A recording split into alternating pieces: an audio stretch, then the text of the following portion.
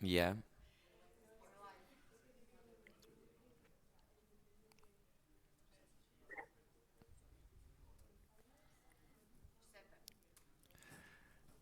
Okay. It seems that we are live. I'm Giuseppe Porcaro from Bruegel's Event Suite for those connected from the internet. And here in the room, we are quite in a cozy group. So that I hope will be conducive of a very informal and lively discussion for the next panel.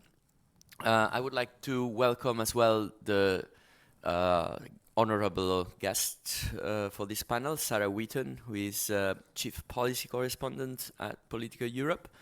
And remotely connected, we still have Tiziano from the last panel. I don't know why, but you are welcome to stay to this panel too. I'm happy to have more people. Oh no, okay. It disappeared. The beauty of technology still today. So very happy to have remotely connected Henrik Müller, who is professor of political journalism at the University of Dortmund in Germany, who wanted to be here with us today, but due to an exceptional strike in Germany. Apparently, that doesn't happen so often as in France. He couldn't travel, so he's connected remotely. And Martin Moland from Arena in Oslo, also working on the EU 3D project. Without no further ado, I will start to introduce the things we would like to discuss in this panel, as it's just a natural continuation of what we had earlier this morning, discussing about public opinion, influence on the democratic differentiation and the dominance sphere, this famous three Ds of the EU 3D project. And more specifically, what we want to look at in this session is the role of media in building narratives, in being a proxy for a European public opinion or not. That's one of the open questions that maybe you might have quite a strong opinion about it. And looking at the connection between those who are writing the stories about Europe, which are primarily, I mean, in media outlets, in the media world, especially the journalists who are based here in Brussels, to which we will connect a research that was made in the frame of the U3D project. And on the other hand, how those narratives take shapes in the forms of articles in the media, with another research still within the frame of the U3D project, which I actually contributed to together with Henrik Müller, Emmanuel Mourlon-Droual, and Tobias Schmidt, where we looked on the media narratives across 20 years within 3 business newspapers, and trying to see how and what they tell us about the story about Europe. So we're going to see those aspects and how they combine together, and I think that it would be more interesting to hear also from Sarah about her point of view, being part of the people that are writing the story about Europe and part of the people who are using these narratives in your professional capacity, but also you have a very special observatory to comment on those results, and of course with you, where we want to have a lively discussion with you. I believe there is also going to be a possibility for those connected from outside the office for a Q&A via Slido with the hashtag. I'm trying to. Wow. Okay. Hashtag narratives. So you can ask questions with hashtag narratives to participate to the debate here. So without further ado, I would like to ask Martin to, if we can get back Martin on the screen. Wow. Okay. We would like to ask you about the research that your colleagues at Arena in Oslo have been conducting on the European Press Corps, as well, maybe expanding with your own take on that and what kind of lessons we should learn. Yes, thank you very much, Giuseppe. I'm very happy to be able to join this panel, even if remotely. The paper I'm presenting today is one that studies coverage of some key events relating to migration policy between 2015 and 2020. And it does so by focusing on coverage of these key events. And, that's speeches by Angela Merkel, it's EU policy interventions, and so on. And it looks at the coverage of these events in 9 news outlets from Germany, Denmark, and the UK, looking at the entire political spectrum, where we have sort of representation of both center-right papers, center-left papers, and one business paper from each country. And, not surprisingly, of course, these things were extensively covered in all the papers that was looked at in this paper. But there are 2 things that sort of stand out, and I believe at least one of them relates to what Henrik's going to be presenting later on. But the first is that it was the coverage was very episodic. It focused on the events themselves as breaking news, as current events, not really contextualizing to any great degree what was happening and looking at it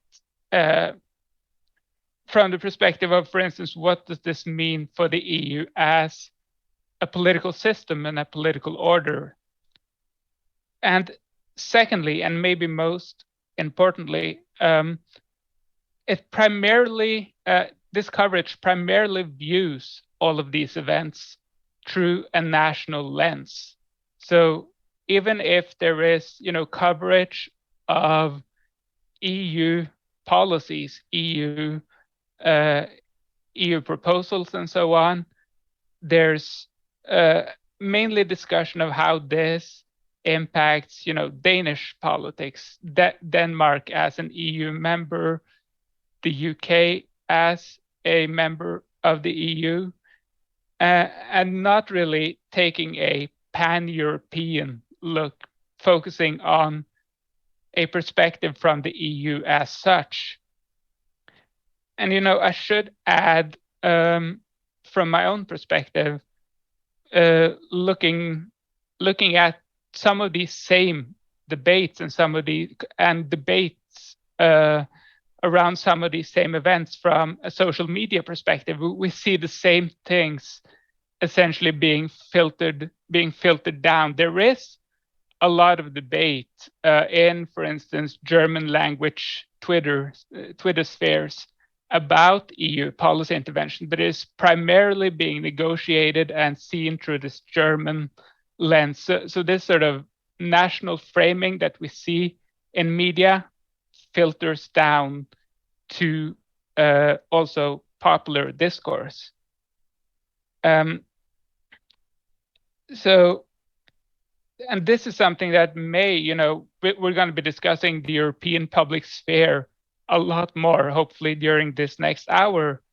And this sort of discourse and this sort of coverage that covers EU politics in all of these countries may sort of spur debate about the EU, but it is likely going to lead to a debate that primarily focuses on, okay, what does this mean for us? What does this mean for our country and our sort of national perspectives? And whether that is a good thing or a bad thing is a completely normative question. But it is something that leads to, I would argue that it leads to a form of a European public sphere that is not really completely European. It is more a bunch of national media systems talking to each other or translating one another.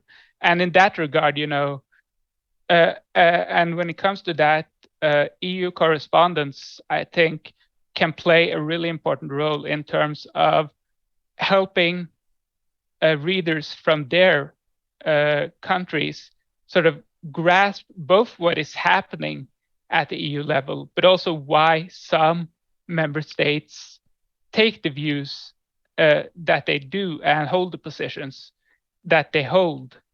And that is something that I believe is maybe one of the more important roles of the EU Correspondence Corps and EU journalists more broadly, also those covering the EU from national capitals.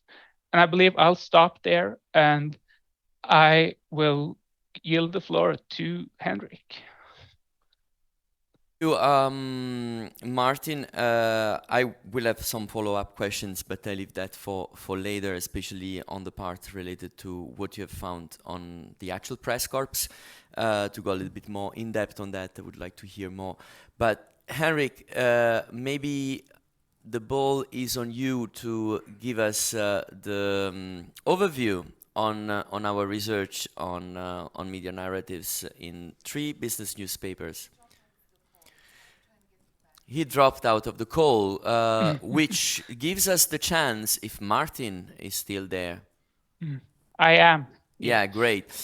Gives us the chance to actually keep going on you, and maybe asking Sarah for a first feedback on what we just heard from Martin. Sure. So my name is Sarah Wheaton. I'm the chief policy correspondent at Politico Europe. I also write a newsletter called EU Influence that comes out once a week. It's about lobbying and campaigning and public affairs and public relations in the European Union. I'm authorized to be here by Politico, but I am speaking for myself as opposed to for the entire news organization. As you can hear, I'm American. I started my career at the New York Times, and then I worked at U.S. Politico for 3 years, covering the last 2 years of the Obama White House, and then I've been here for 6 years. And so I say that to give the context that a lot of my understanding of the sort of EU journalism scene comes not only from my time in Brussels, but in comparison to the US media environment, which is quite different. So Martin started off saying, that they use, a balance of center-right newspapers and center-left newspapers, and then a business newspaper. We wouldn't even really articulate the conversation in the same way in the US. We would, if you were to do a similar study, you would try to get a balance of geographies and maybe use those geographies as a replacement for ideological orientation. But most mainstream press,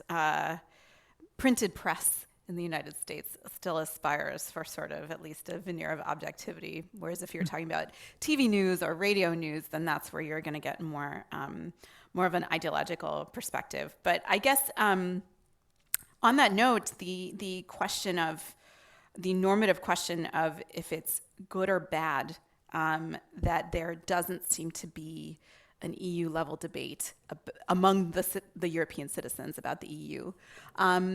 I won't weigh in on the good or bad either, but I'll weigh in on my observation of what the reality has been. So I think when Politico Europe was founded in 2014, I forget the exact year, 2014, I think there was an expectation that we could bring a model that had worked in the United States and reproduce it in Europe. And I don't think I'm giving away a big trade secret to say that it didn't quite work out as we had hoped. I think that there was an expectation that so Politico US started out as an insidery Washington publication that has become increasingly popular among politics geeks who follow politics as sport and as hobby and as passion around the country, who love that feeling of also being an insider, even if they live in Los Angeles or Tampa, Florida, where I grew up, or St. Louis, Missouri. And I think that there was an expectation that people in Paris and Berlin and Riga, Budapest would embrace this same way of engaging as insiders with the EU bubble, even though they're not physically in the EU bubble. And especially writing in English, that hasn't really worked. And so now what we've started doing is replicating the Politico model, but for national markets. So while we tried to do sort of a Brexit-related newsletter in French, that didn't quite work. But what has been extremely successful is our Playbook Paris. So it's domestic French politics in French, written from Paris for a French audience. And that has quite a different audience than our Brussels Playbook product, which is in English. And I haven't seen statistics, but I doubt that it's super well read outside of the bubble. Whereas, if I ever tell people that I work for Politico here, they say, oh, I read Playbook every day. And I say, well, that's nice. I don't write that one. But,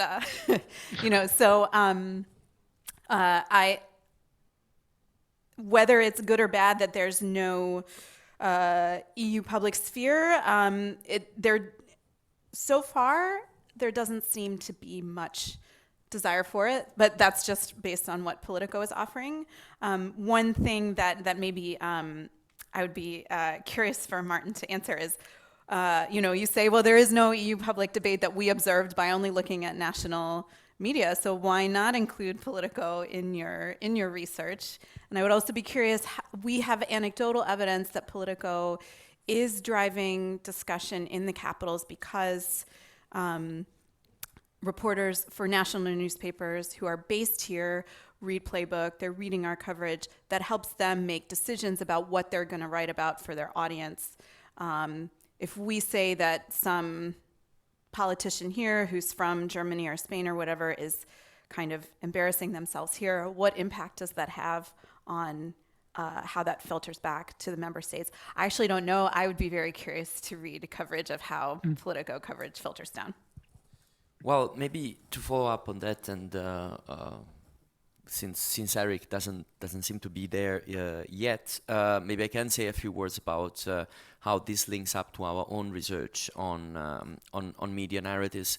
One of the reasons why Politico was not considered is that we analyzed 20 years, so from the early 2000s to today. Political Europe didn't exist back then. But also the reason why we wanted to compare three newspapers which were comparable.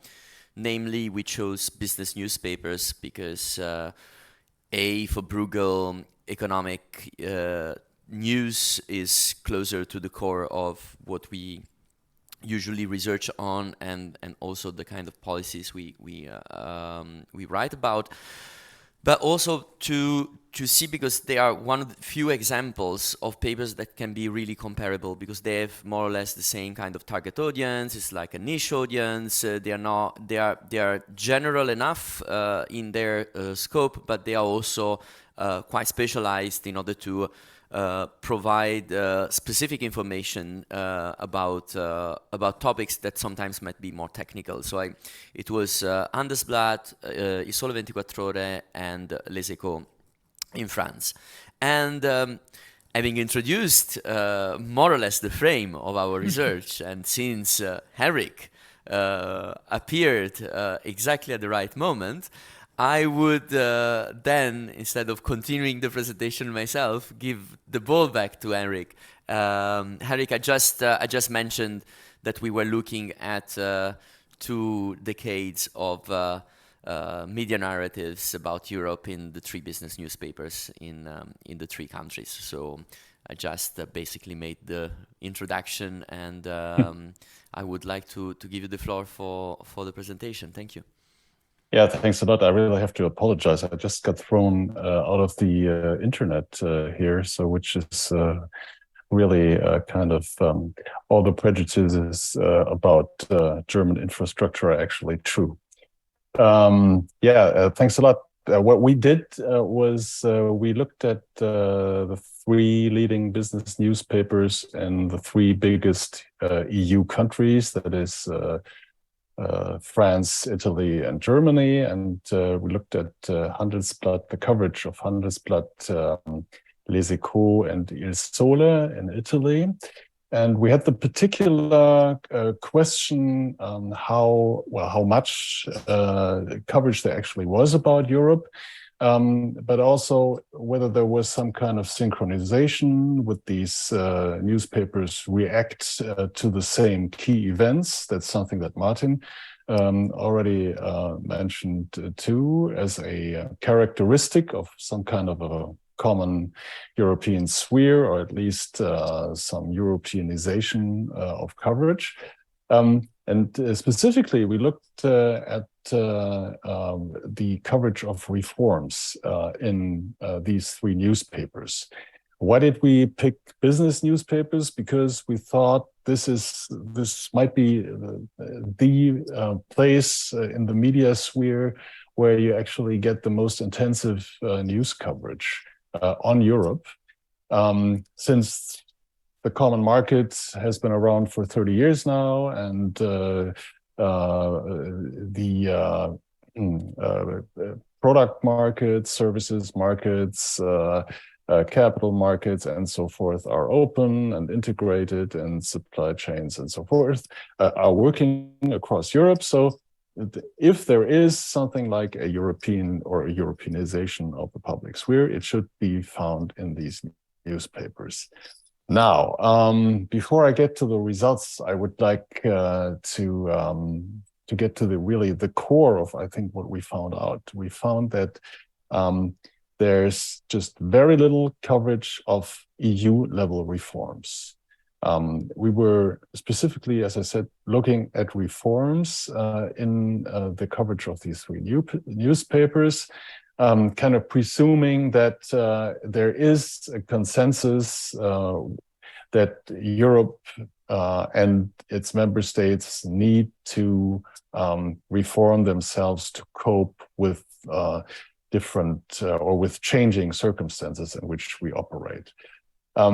And what we see in these frequency curves we drew using a Latin Dirichlet allocation approach, we saw that in this topic we found, or these topics we found in the 3 papers concerning EU-level reforms, that they basically disappeared after the French and Dutch referendums failed in 2005. So when the constitution failed, the big debates basically disappeared.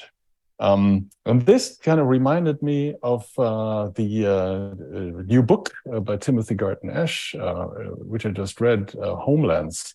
I would really highly recommend it, because it's kind of an unusual book, and he recounts this just tremendous optimism there was in the 1990s and 2000s. Concerning Europe and the spread of freedom and the growing together of Europe and the common market and the common currency and Eastern enlargement and so forth. So freedom, prosperity, market economies, democracy, all that seemed to be on the rise. And then this optimism kind of faded away, and it did so after first after the French and Dutch referendums in 2005, and then all these terrible things that happened in the decade after that, in the 2010s, with the this long and really severe euro crisis, especially for Southern European countries, the Brexit referendum, the refugee crisis, the trade war triggered by the Trump administration in the US, and then COVID, all that just didn't trigger the big debates that we might have thought there would be, and maybe wished for that there would be. So the question, how Europe as a whole, or the EU as a whole, should react to these changing circumstances, basically didn't happen in the media. Even though from time to time there was an initiative of this kind or that kind, and that was picked up by one newspaper or another, but it really didn't trigger an ongoing debate. So it was event-driven, as Martin just pointed out. It was event-driven, but it wasn't a comprehensive ongoing coverage of Europe and European reforms. So we see some more coverage about reforms in general. That's also reforms at the national level. And particularly, this happened during the Euro crisis, particularly the showdown with the Greek government in the mid-2010s. Then later during the refugee crisis, and then again when the Trump administration kicked off the trade war in 2018. So there was an increased sense of, well, we have to do something, we have to change, we have to adapt to changing circumstances. But then it petered out, and it petered out, well, pretty close to zero by the end of the time period we took into account. It ended, though, our analysis ended right before the Ukraine war started. So that's not covered by our analysis, but I would presume that things haven't really changed that much, even though they probably should have changed. So to sum up our results, I'd say Europe plays a more important role in the content of these national newspapers we looked at. And the share of Europe-related content is indeed on a slow but long-lasting rise. And it has especially been shifted upwards by the financial crisis and by the Euro crisis, though this is probably still a coverage seen through a national lens. Whether this is good or bad is debatable, of course. At least there is some kind of coverage and some recognition that there are partner countries and partner nations that we, whoever we is, are in the same boat with. Second, that there is a need for reform in general is a central theme during times of crisis. But again, this peters out pretty quickly afterwards. After the Greek sovereign debt crisis that ended in a way in 2015, at least it faded from media coverage and from public debates. It didn't leave much of a legacy in terms of how do we go on with safeguarding our banks, building a true banking union, capital markets union, and so forth. And neither happened during the COVID crisis, even though the Next Generation EU fund was introduced, which is a big step and could have triggered much bigger debates, but it didn't. Third, reform debates are focused really at the national level. We don't debate about reforms in Europe, as I just said. European issues were prominent during the 2010s, but largely faded from media coverage, at least in the newspapers we analyzed by the end of the observation period. However, some events of common interest trigger synchronized media attention cycles, and this temporarily focuses different public spheres on the same events with the same players in action. This was particularly the case during the Greek debt crisis. And then even after that, at least in the papers we looked at with respect to banking reforms in the wake of the financial crisis and so forth.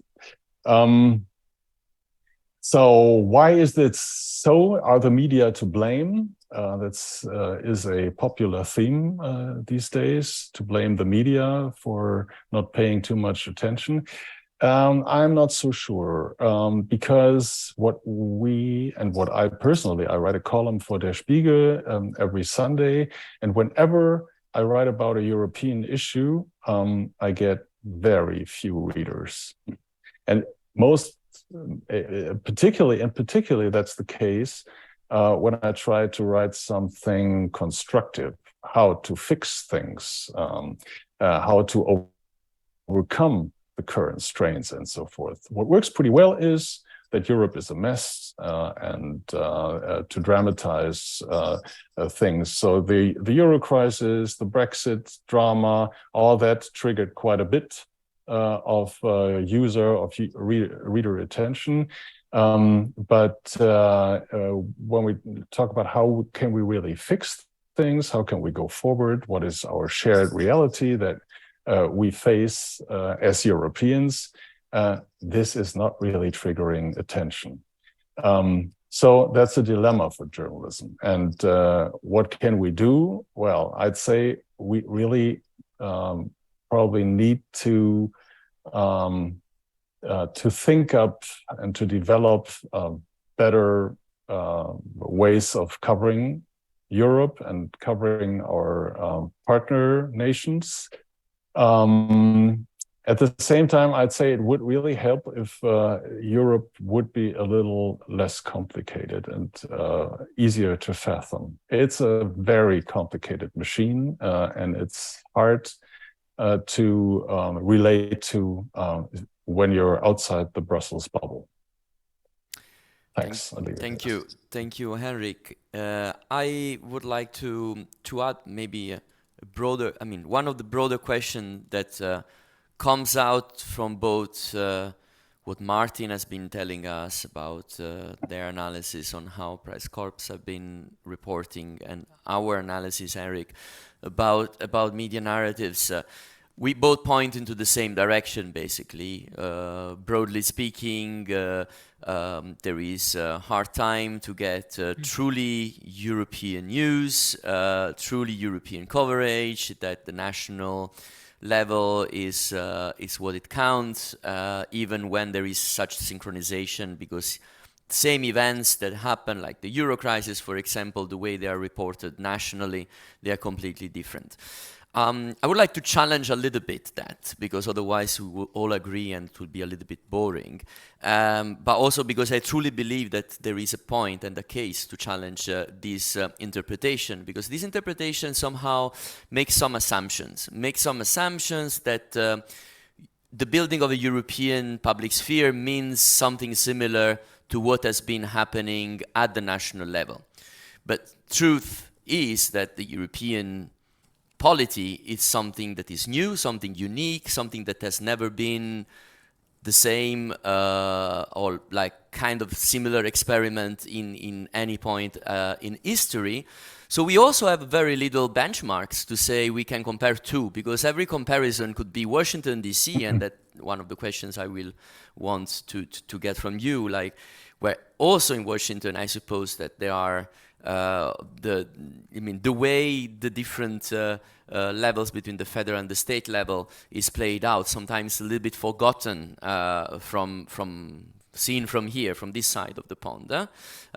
We keep forgetting that there are those states which are quite powerful when it comes to regulations and stuff. But yeah, this is an imperfect comparison. Comparing to what happens in one single member state is also very difficult. So our research, at least, it is pointing out the fact that national news are becoming more European as well. And when it's true that there is not much talk about changing the European machine as much as one would expect, but there are a lot of talks about changing, doing national reforms which link up to the European debate, because the two are more and more interlinked. So the question is, to you and to Sarah maybe as well, is like, this thing about national versus European, is it the real dichotomy that we are having over there, or are we in a different configuration where the national affiliation corresponds more to what in Washington, D.C. might be, are you from the Democrat or from the Republican? The only small difference is that we are 27 here and there's only like 2 main parties over there. But what I mean is like, aren't these dividing lines which are national, but they are also putting forward in motion something that is going to be more political in terms of which are the different ways of narrating the impact that European policies have on the everyday life of citizens, which is mediated by what they read in the newspaper or mediated by the national regulators, the politicians at local level, and so forth, because it's a very complex governance. So I don't know if Sarah, you would like to pick it up from where, and then maybe Martin and Henrik, and then see, because I would like also to hear from all the rest. Okay, I'm trying to think of which aspect. So the partisan, the way, I think that one thing that makes it difficult to get regular people to engage with European politics is that it is less partisan, and we do need, journalists have traditionally relied on that drama and that sort of clash of ideas, clash of personalities in order to generate interest. It's why, so in the United States, a website or a blog called 538 became very popular. It's a polling analysis site by a guy named Nate Silver, but Nate actually got his start doing sports analysis, and he brought that sort of Moneyball analysis type of approach to political predictions, and people got really, really into that. We've tried to replicate that a bit at Politico with something called Poll of Polls. Whereas at the European level, you have historically had more of a grand coalition of the center-right and the center-left who see themselves as a bulwark against Eurosceptic players and more extreme players. And that sort of permanent détente and reluctance to criticize, makes it a little less spicy for us reporters to kind of to latch onto. We are seeing signs that that's starting to change, and that's a trend that I'm very interested in watching as a reporter. I'll be curious to see if it leads to more interest from the public, but I think you can also make an argument that more interest from the public in politics can, especially in this social media age, can lead to more polarization, and it can become a vicious circle. Politico in the US, as I was saying, started out as an insider publication, but is now broadly popular around the country. The sort of sportification of politics and the tribalization of politics, are those things sort of good for democracy, good for governance? Not necessarily. When I was growing up in the 90s and early aughts, being into politics was more of like a geeky thing, and I think people in Brussels take pride in their geekery and their sort of technocracy, and polarization may bring more interest, but that will definitely bring a lot of its own problems. I don't know if I'm answering the question that you were trying to ask, but it's part of the conversation. I mean, it's part of the answer. There is no one straightforward answer. Eric and Martin, do we want to react to my or Sarah just? If I could. Yeah, just go ahead, Martin. Yeah. So, I mean, this, you sort of preempted some of what I was going to say, Giuseppe, with this point about, my sort of interest in this is from this sort of public sphere thing. And to me, I mean, having these sort of national frames are not necessarily problematic, because there is a clash of interest on some levels when it comes to EU politics. There are sort of winners and losers, and that is and that is, also how you cover politics at the national levels. And so to the extent that we need a European public sphere, it is one, I think, that debates European politics. And I don't necessarily see a problem with bringing a national frame to that. There are national differences and national interests at play. And I think, going to Sarah's point about politicization and polarization, I mean, bringing those interests out, I think, might be a valuable way of getting more people to engage with, for instance, the European Parliament, because we know that turnout, for instance, is not what it is for the national level. And of course, there are limits to how far you can take polarization. There is a point at which things become so polarized that they're dysfunctional. But within those limits, I believe the sort of framing this, bringing out the conflicts when it comes to Europe is actually something that is valuable. So I think I'll stop there because I think Henrik also had something he wanted to say. Yeah, thank you. I'd like to add, if we talk about polarization, we're not talking about different political camps in Europe so much than about polarization between nations. And what we saw during the European debt crisis was pretty toxic, I think. This was partly the story of the media, but it was also the actors that were pretty active in pursuing this, and particularly the finance ministers of the time, Wolfgang Schäuble and Yanis Varoufakis, who were pretty eager to portray themselves as adversaries in this context. And it was pretty clear in Germany for a long time that the euro couldn't work with Greece on board, which is just grotesque.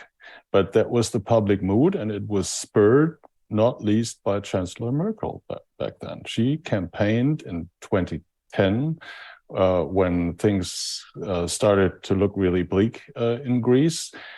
She campaigned an original election campaign that the Greece should really start to work and get their act together, and we're not going to pay German taxpayers money for that.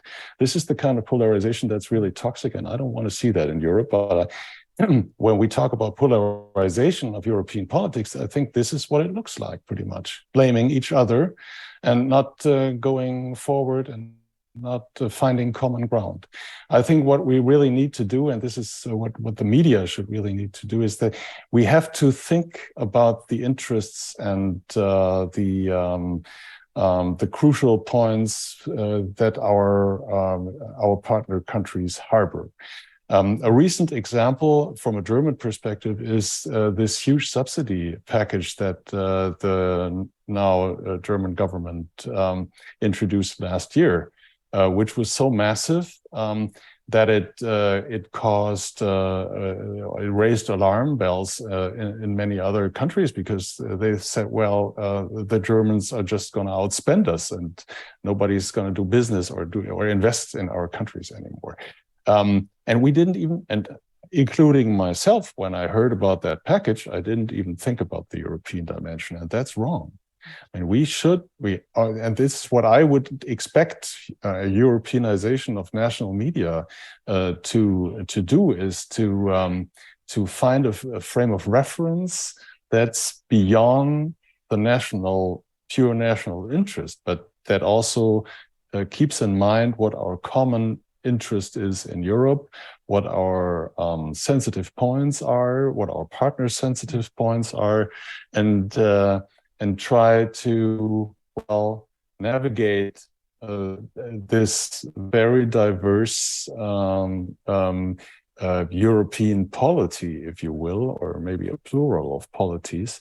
But polarization may add some spice to that, but it really needs pretty strict limits, I think. Otherwise, it's really going to be toxic and destroy the entire endeavor. Thank you, Henrik. I would like to open the floor for questions. We've seen that there are some questions from the audience remotely. I would like to bundle them together with some of your questions. So please, if there is anyone here in the room that would like to break the ice. Yes. You're going to get a mic. Thank you. Tony Gillen from MCC Brussels. I was very interested in Martin's comment very much at the beginning about the social media side of things, and that there was a national framing there as well. I'd just be very interested to hear more about that, and whether, because I got the impression that Martin was saying that maybe the social media framing is being, if you like, guided or influenced by the newspaper or mainstream media framing. Is it not possible that actually the social media framing is coming up from, if you like, grassroots up? Mm-hmm. I will bundle a couple more questions. Hi, Roska Kuris, Southeast Agency. My question is mainly for the reports. I mean, have you looked into? We have to accept that language is a main dividing line in audiences and media ecosystems. And have you looked into how different language group and language affiliated media react to each other and to European news? For example, French media is read in more countries than France, and English media has a more of an opening in across the EU because of the usage of English, and Slavic languages tend to be more related to each other. So in some countries they are read across countries. So is that a factor in the analysis that could show us some things? And also on what Giuseppe was saying about complexity, can we say that perhaps the complexity of the EU is perhaps an impression we have because we see everything out in the open, constantly 27 countries negotiating everything in ways that we don't see, for example, in the US publicly, every single discussion on technical levels between the Congress and the government and state governments. Thanks.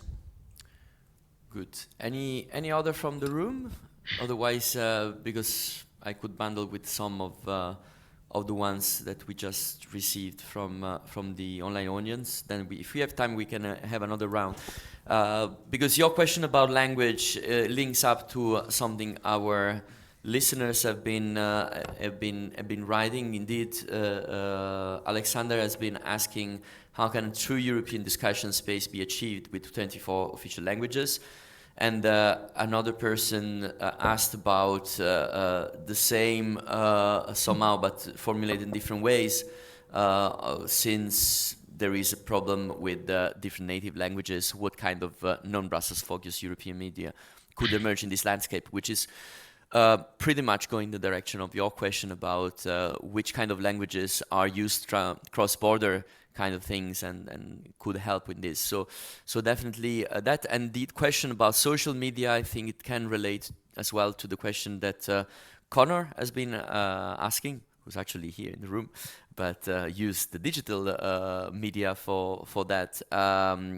Addressed for Sarah specifically because he asked about newsletters and how they might have changed narratives surrounding the EU versus traditional newspapers. But since he has been enlarging the question to the impact of digital media, that can relate also to the social media aspect that was just related. So I think that with this batch of questions, we can go back to our guests, also on the screen here, so that we can see them. Thank you. And who would like to start? Basically, two blocks. There is the block on digital, social, and Martin, you were asked specifically your take on that, and then maybe we can go on to Sarah about the social media newsletter stuff, and then we can tackle the language issue. Right. Yeah. This question, of course, about where do frames in social media come from? That's both really important, but also really difficult to answer sort of to say that, oh, this is the direction, because there is sort of a back and forth here between traditional media and social media due to how people use, for instance, Twitter. They use it to debate, current events. They link to newspaper articles, and so, and crucially, of course, journalists are on Twitter and they're very active Twitter users, and they use it to pick up ideas for stories. So there's a back and forth there that I think is that I think is really interesting. But it's still sort of relating to the point I was making, that there isn't, except in some pretty extreme cases in what I've seen, the case that we find that mainly the frames stay within their own countries. I mean, there's not a lot of discussion of, even, linguistically close newspaper articles in these social media, in the social media data that we looked at with regards to the refugee crisis. So there's a back and forth between traditional and digital media, and it's sometimes difficult, to tell what the direction is here. But the most important thing that I wanted to sort of get across was that, well, even if they come from national traditional media or organically from social media itself, it seems that they're mainly about what is happening within the country itself.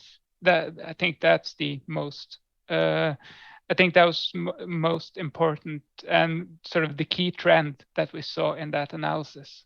So, yeah. Sarah, Thanks. do you want to add something about the social media direction, but then specifically referring to the newsletter space? Sure. So, and I guess I had also wanted to engage a bit with something that Henrik said, which I think captures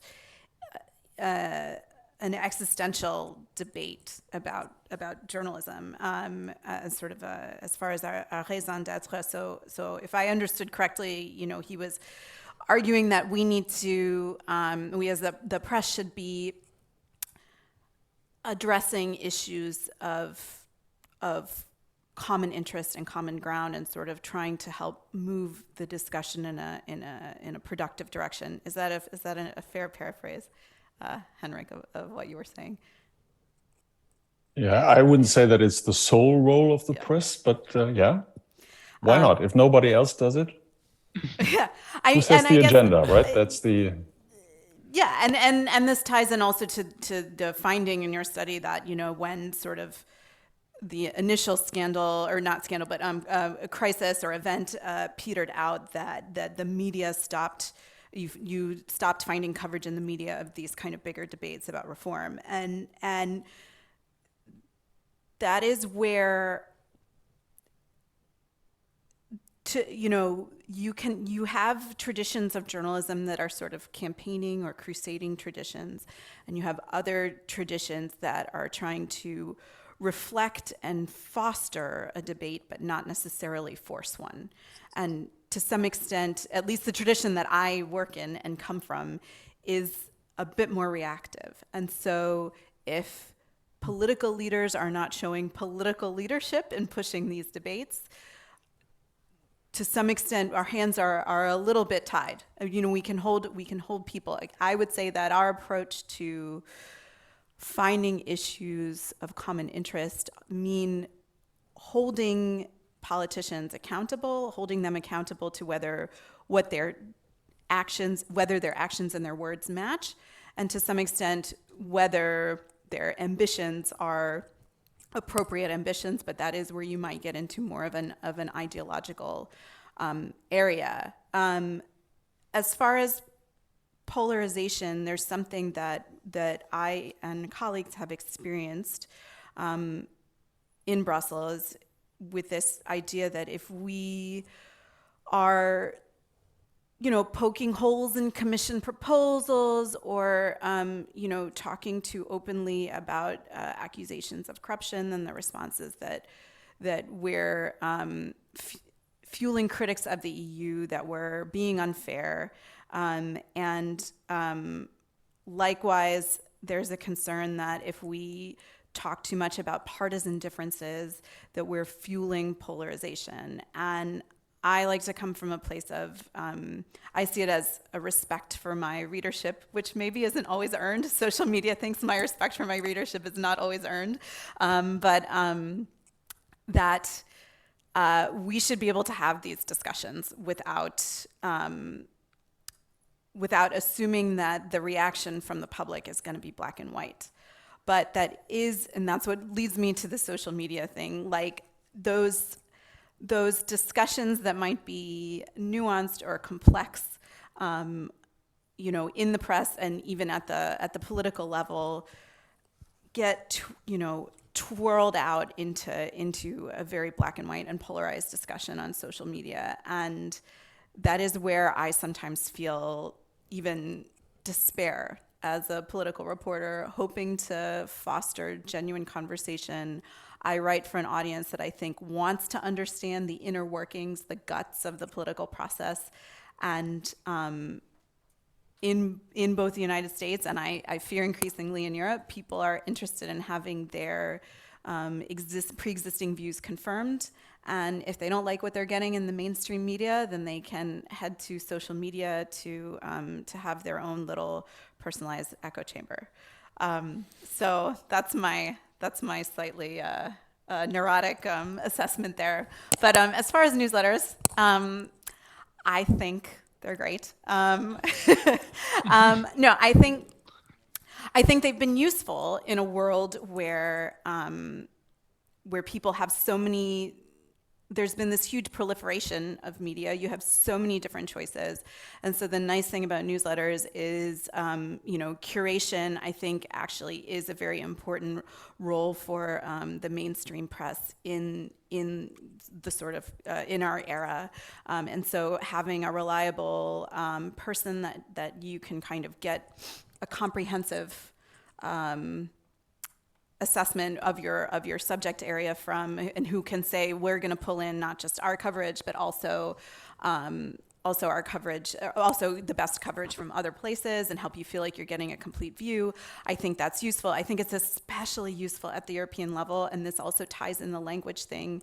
And I would love it if Politico did more of this, if we saw it more from others, but really saying like, here's what the Spanish press is saying, here's what the Polish press is saying, and pulling that all together into one place so that people can really understand. We do it a bit, we could do it more. Great. We don't have so much time, we need to close soon, but Henrik, just a few minutes on the language, because that's a very important aspect, of course. Yeah, it's very important, and I'm not aware of any studies. It could be that there are different sub-European public spheres, for instance, among the Slavic language countries. That is possible. I don't know. Maybe Martin can say something about Scandinavia, where you have pretty closely related languages as well. Nonetheless, what we've been seeing these last 12 to 15 years or so is that there have been debates spilling over, and this was partly triggered by social media. One event that comes to mind is the Irish decision to allow gay marriage, which triggered quite a debate elsewhere, not least in Germany, and led to a pretty quick and by the then conservative-led government to a change of marriage laws in this country. Another case in point is the TTIP debate, which started in the German-speaking countries, and it started on social media. We did a study on that a couple of years ago. It's an excellent example of intermedia agenda setting, and it was in social media. This is an early example. Of course, we're talking about 2014 or something like that. And you had a debate on social media, particularly on Twitter and Facebook back then, and that was pre-framing what was happening in the traditional mainstream media later on. And it spilled over. From there on, it spilled over to other countries, and it basically made TTIP impossible. And I think, well, we'd be happy to have that now. So what I'm saying is, I think there are these spillovers, but I think they are typically activist-driven, and they are more in the destructive than constructive camp, I'd say. And that is, of course, attention arousing, and that works pretty well in social media. And traditional media tend to mirror, and they've changed their behavior quite a bit since the TTIP case. They monitor pretty closely what's happening on social media and get some of their frames and so forth from there and play to that part of readership. So I think it's mixed and muddled, this and it works both ways, this relationship. I would like to add one point to what was just said about the role of journalism. Of course, I wouldn't say that I'd be for advocate activist journalism. Not at all. But in terms of when we talk about Europe, I think it should be pretty clear, and it should be the foundation of everything we write and do, that there is this European Union and there is the monetary union, and we're working within this framework, and we're not questioning whether this framework is working all the time, because that's what Eurosceptic populists do, and we've seen that in Britain, and it hasn't done Britain very well, and it would be a disaster if that happened elsewhere. So I think there has to be some limits to or some basic foundation for our European coverage, for our view on Europe. That's what I mean, that there is some kind of common destiny. And on that basis, we can, of course, have all kinds of political fights. What are the right solutions, and whose interests prevail and whose aren't? Who's the winner, who's the loser? But you have to have this basis, otherwise the entire union won't work in the long run. And on these wise words, if I can say wise in that respect, and not be accused by some Eurosceptics that I'm being completely pro-European propaganda, I think that we can stop the conversation, even though I'm pretty sure that we could go on for much longer. And I invite you to have a look at the research that was written by the different scholars in the EU 3D project, working package number 4, which was the theme of the 2 panels today. I would like to thank once again Sarah, Martin, and Henrik to be with us today, and I would like to thank you to stay over for 2 panels and for participating very actively to these sessions. Thank you so much.